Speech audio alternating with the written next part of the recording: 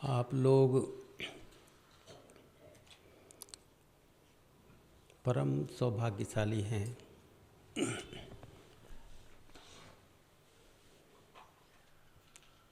क्योंकि आप उस परम पिता परमात्मा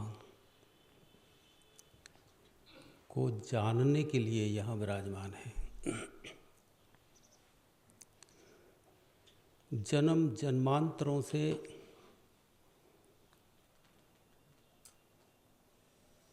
लोगों की ये दौड़ रही है कि हम उसे कैसे जानें जिसने हमें बनाया है, जिसने ये समस्त रचना रची है।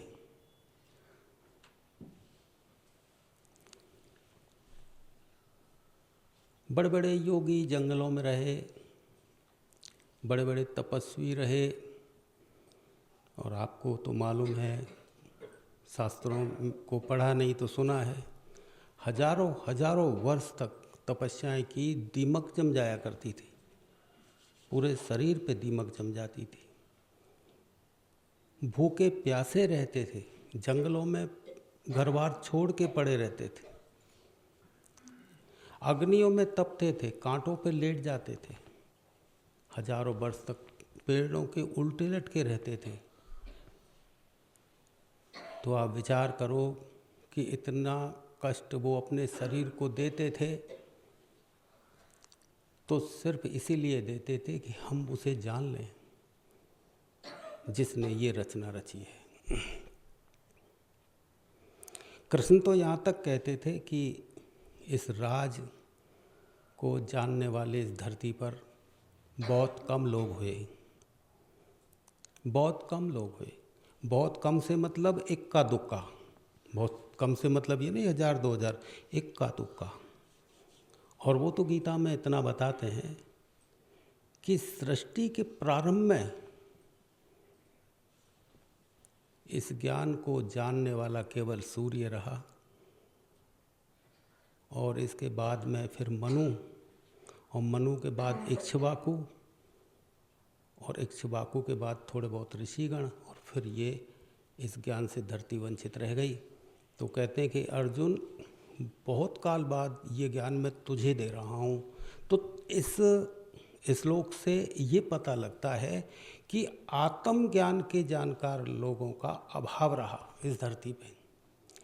भागते दौड़ते तो सभी रहे, सब भागते दौड़ते रहे, तपस्याएं की, लेकिन पा कोई नहीं पाया, पा जो यदा कदाई लोग सके। क्योंकि ये जो राज है आत्मा का, इसको बताया नहीं जा सकता है, समझाया नहीं जा सकता है। इसे ऐसा नहीं है कि तुमको समझा दें और समझाने से समझ में आ जाए, तो बड़ा सरल था, सब सीख जाते। तो समझाने में नहीं आ सकता है, इसलिए इशारों के लिए शास्त्र गढ़े गए। समझाने के लिए शास्त्र नहीं लिखे, इशारों के लिए शास्त्र लिखे कि इस परमात्मा को जाना जा सकता है। केवल इशारे हैं उसमें, पढ़ करके कोई ज्ञानी नहीं बना, पढ़ करके किसी की आत्मा नहीं जगी, सिर्फ इशारों का पता लग सकता है। और ये जो मंदिर हैं और ये क्रियाकांड जो हैं, ये भी उसकी प्राप्ति के इशारे ही हैं, क्योंकि सीधे सीधे बताया नहीं जा सकता इस ज्ञान को, और बता दें तो समझ में नहीं आता। तो इशारों से जोड़ा महात्माओं ने कि भाई चलो उसके जो चिन्ह हैं उनसे तो जुड़े रहो, जो भाग दौड़ होगी वो उसी के निमित्त होगी। यदि तुम मंदिर जाओगे तो उसी के निमित्त ही जाना मान लिया जाएगा, यदि तुम व्रत उपवास करोगे तो उसी के निमित्त मान लिया जाएगा। यदि तुम्हारी कोई अपेक्षा ना हो, यदि अपेक्षाओं से तुम पूजा पाठ व्रत उपवास करोगे तो फिर तुम्हारी अपेक्षाओं तक वो भाग दौड़ रह जाएगी। और परमात्मा की तरफ बेटा किसी अपेक्षा से नहीं भागा जाता, अंदर की प्यास भगाती है, और प्यास के साथ जब तुम भागते हो उसे परमात्मा की तरफ दौड़ना माना जाता है। और यदि इच्छाओं को लेकर के तुम दौड़ते हो तो फिर कट गई वो, रास्ता कट गया तुम्हारा। क्योंकि इच्छाएं भी पूरित हो जाती हैं, क्योंकि इच्छाएं जब पूरी होती है तुम्हारी, उसमें परमात्मा का हाथ नहीं होता, तुम्हारा ही हाथ होता है।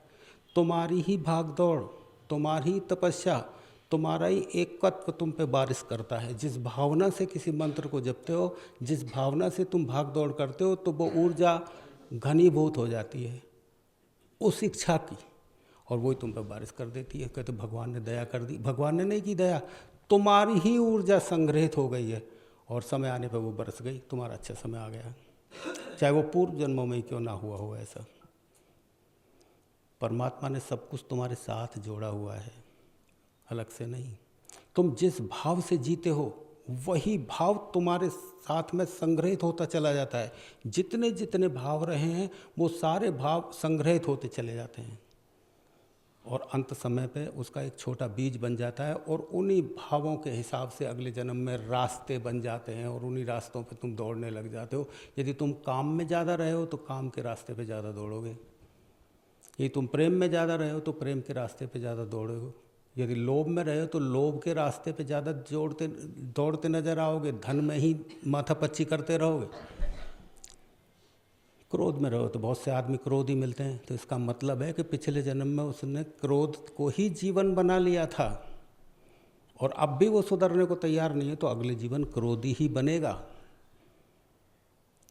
तुम जिस ऊर्जा को संग्रह करते हो वही ऊर्जा समय आने पर बरस जाती है। ये जरूरी नहीं कि वो इस जन्म में बरसे, अगले जन्म में बरसे, हो सकता है 100 जन्म बाद बरसे, उसके बरसने का कोई टाइम पीरियड नहीं है, वो कभी भी बरस जाएगी। तो इस आत्मज्ञान को जानने के वाले जो लोग हैं वो इस धरती पे बहुत ही कम रहे, इसलिए आत्मज्ञान से ये धरती अपरिचित रही। क्योंकि इस ज्ञान को जानने के लिए बेटा पात्रता चाहिए। पात्रता का मतलब होता है खालीपन चाहिए। पात्रता का मतलब ये नहीं है कि तुम विनम्र बन जाओ, तुम मतलब जो है झुक झुक के चलने लग जाओ, तुम मंदिर जाने लगो, तुम त्रिपुंड लगाने लगो, तुम धार्मिक क्रियाकलापों में ज़्यादा दान धर्म में जाने लगो, रामायण चौपाइयाँ बाँचने लगो। इससे पात्रता का कोई मतलब नहीं है। इससे अहंकार भी भर सकता है तुम्हारे अंदर कि मैं इतना व्रत करता हूँ, इतना उपवास करता हूँ, इतने मंदिर जाता हूँ, मैंने किसी का जी नहीं दुखाया, मैंने किसी के साथ बुरा नहीं किया। ये अहंकार की ही आवाज़ है। यदि तुम करते हो कुछ अच्छा तब तक अहंकार है, और शरीर से होने लगे अच्छा तब अहंकार नहीं है, वो सहज प्रवाह है। वो प्रवाह कब बनेगा? मन के परिवेश में रहने पे नहीं बनेगा प्रवाह। प्रवाह बनेगा आत्मा पे जीने, आत्मा में जब जियोगे तब प्रवाह निकलता है। फिर गलत नहीं होता, फिर अच्छा ही अच्छा होता जाता है, फिर अच्छा होता है, फिर बुरा होता नहीं, फिर अच्छा होता है। तो इस चीज़ के जानकार बहुत कम लोग मिले पात्रता के अभाव में। पात्र कैसे बना जा सकता है? तुम्हारी कोशिशों से पात्रता नहीं आती बेटा। तुम कोशिश करोगे पात्रता नहीं आएगी। इसका सीधा सा उपचार है, गुरु विद्न भवनिधि तरह न कोई, अज बिरंज शंभु सम होई। ब्रह्मा विष्णु और महेश को भी पात्र होना पड़ा था, चाहे कितने बड़े देवता क्यों ना हो। ये चौपाई का मतलब है, अज बिरंज शंभु सम होई। ब्रह्मा विष्णु और महेश चाहे इतने बड़े देवता भी हों, इनको भी गुरु की जरूरत पड़ी थी। क्यों पड़ी थी गुरु की जरूरत? क्योंकि पात्र केवल गुरु ही बना सकता है, अपने से पात्र नहीं बना। गुरु की आवश्यकता क्यों है? पात्रता के लिए, क्योंकि उसके सामने तुम टूट सकते हो, तुम बिखर सकते हो नहीं। अन्यथा कोई ऐसी जगह नहीं इस संसार में जहाँ टूटा जा सकता हो। गुरु का मतलब है कि संसार को चाहे तुम अपने से नीचा समझ लो, गुरु का मतलब है जिसे तुम उससे नीचा समझ सको कि मैं कुछ नहीं जानता। इसका मतलब होता है गुरु। गुरु का मतलब है कि जिस व्यक्ति को मैंने समर्पण किया है वो सब कुछ जानने वाला है, सब कुछ जानने वाला है, उसके आगे मेरा ज्ञान कुछ नहीं। जब अंदर से उठता है कि मैं कुछ नहीं जानता इनके आगे, बस यही है पात्रता। और तुम सोचते हो मैं तो जानता हूँ। गुरु तो ऐसी ऐसी परीक्षा ले दें बेटा जो तुमको ऐसा लगे कि मेरे अंदर तो इनसे ज़्यादा योग्यता है, मेरे अंदर तो ज़्यादा इसमें समझदारी है, मैं ही कुछ निर्देशन कर दूं, मैं ही कुछ बता दूं। ऐसी ऐसी परीक्षाएं ले दें। लेकिन जिस घड़ी तुम ये पाओ कि नहीं मैं कुछ नहीं जानता, उस घड़ी अंदर का अहंकार बिखरता है। और जब अहंकार बिखरता है ना, उस बिखराव में जो खालीपन आता है उसका नाम है पात्रता। वो पात्रता अर्जुन के साथ जो इतनी माथापच्ची कर रहे थे कृष्ण भगवान, अर्जुन के साथ इतनी माथापच्ची करने का मतलब ये नहीं था कि उसे कोई ज्ञान दे रहे हों, उसे कोई श्लोकों को याद करवा रहे हों। वो तो शास्त्रों का पहले से ही ज्ञाता था अर्जुन, कुछ याद नहीं करवा रहे थे, वो कोई ज्ञान नहीं दे रहे थे। गीता को पढ़ के देखो, कोई ज्ञान बता रहे हैं अर्जुन को, उसे खाली कर रहे हैं। केवल उसके अंदर जो भरा हुआ है ज्ञान का अहंकार, कुछ जानने का अहंकार, कुछ होने का अहंकार जो भरा हुआ है, उसको साफ करने का प्रयास है पूरी गीता में। कुछ नहीं सुना रहे उसको, तुमको लगता है कि वो कुछ सुना रहे हैं, तुम उन श्लोकों को याद कर करके तुम महारथी बन रहे हो, हम इतने श्लोक याद है, हमें इतना याद है, हम दूसरे पे छाप छोड़ रहे हैं। कृष्ण ऐसा नहीं कर रहे हैं कि अर्जुन को सिखा के वो किसी पे छाप छोड़े, वो तो उसकी छापों को मिटाने का काम कर रहे हैं। जो छाप पड़ी है ना अंदर अहंकार की, उसको मिटाने के लिए इतना बोल रहे हैं कि कब अर्जुन अंदर के अहंकार को, अंदर का जो ज्ञान है, अंदर की जो जानकारी है, उसे झूठी समझने लगे कि कुछ नहीं, ये कुछ नहीं है। बस जिस घड़ी ये बात पैदा हो जाए कि मैं कुछ नहीं जानता, उस घड़ी ही उसको जानने की शुरुआत हो सकती है। इसे पात्रता बोलते हैं। यह है पात्रता बेटा। जिस घड़ी ये पात्रता आती है, ये क्वालिटी जब पैदा होती है आदमी के अंदर, उस घड़ी कोई क्रिया काम नहीं आती, कोई भी मेथड काम नहीं आता, कोई उपचार काम नहीं आता, और वो सरकने लग जाती है चीज़।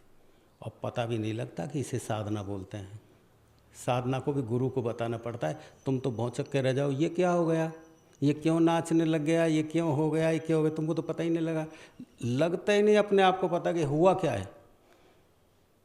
वो तो वो दिलासा दिलाता है कि कुछ नहीं हुआ, चलो आगे। कुछ नहीं हुआ। इस शुरुआत में यदि पता ना हो तो आदमी तो साधना करना ही छोड़ दे, क्योंकि पहला मुकाम तो डर का ही है, डरावना मुकाम है पहला तो। अर्जुन जब भय से काँपता था, पसीने पसीने हो गया था, पीला पड़ गया था, धनुष्मान छूट गए थे, तो वो इसलिए नहीं छूटे थे कि वो डर, वैसे कोई डर, बाहर का डर उसे सता रहा हो। अंदर का एकाकीपन का जो भय है, उसमें आदमी का संतुलन खराब हो जाता है। जब वो भय पकड़ता है, उसमें संतुलन खराब हो जाता है आदमी का। तो वो अंदर का जो चीज़ है, वो है मूल चीज़, वो उसमें खराब, वो पहला मुकाम तो वही पड़ता है। और ये पात्रता यदि तुम्हारे समझ नहीं पड़े ना बेटा, तो इस जन्म में पूरा ही निकल जा। तुम करते ही रहो कुछ ना कुछ। कुछ कहते रहो हम तो इतने दिन हो गए आते आते, हमें कुछ नहीं हुआ। अरे मैं तो अगले जन्म की कह रहा हूँ, उसमें भी कुछ नहीं होना। तुम इस जन्म की बात कर रहे हो, क्योंकि जब तक तुम्हारे को समय पे समझ नहीं पड़ेगी ये बात, तब तक कुछ नहीं होने वाला। आप थोड़े दिन सही सलामत रहते हैं, वो एक तरह से उपचार की भांति करके देख लें। थोड़े दिन ऐसा हो जाता हो तो करके देखने वाला, करके जो देखने वाले हैं वो भी एक विधि ही अपना रहे हैं। जिस घड़ी ये बोध हो जाए कि मैं कुछ नहीं हूँ, अंदर से उठे ये कुछ नहीं हूँ, जिस घड़ी ये बोध हो, करने से नहीं, अपने आप होता है। जब तक तुम्हारी मालकियत है ना, तब तक ये नहीं होगा, होगा ही नहीं। तो तुम इस जन्म की बात कर रहे हो, मैं तो तुम्हारे बारे में जानता हूँ अगले बहुत बहुत जन्मों को, उसमें भी नहीं होगा, क्योंकि बहुत कालिक छड़ी है, उससे साफ होने में बहुत समय लगेगा। तो ये तो एक गुरु तो एक अवसर देता है तुम्हें, अवसर। उस अवसर का मैं, यदि तुम टूट सकते हो, तुम बिखर सकते हो, तो तुम्हारी जय जयकार है। और तुम यदि नहीं हो सकते हो, अवसर चूके फिर कछु नहीं। यदि अवसर चूक जाते हो, तुम्हारी मर्जी। गुरु को तुमसे कोई अपेक्षा थोड़ी होती है, तुमसे कुछ चाहिए थोड़ी है। तुम नहीं आओ तो अब अभी से बंद कर दो, बिल्कुल ना आओ तो उसको कोई फ़र्क नहीं पड़ने वाला। तुम रोज़ाना आओ तो भी कोई फ़र्क पड़ने वाला नहीं है उसको। तुम्हारे रोज़ाना आने से फ़र्क नहीं, तुम्हें पड़ेगा फ़र्क।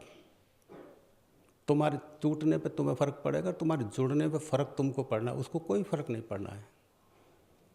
समय बर्बाद से ज़्यादा कुछ नहीं होना है। यदि तुम लापरवाही करोगे तो समय बर्बाद से ज़्यादा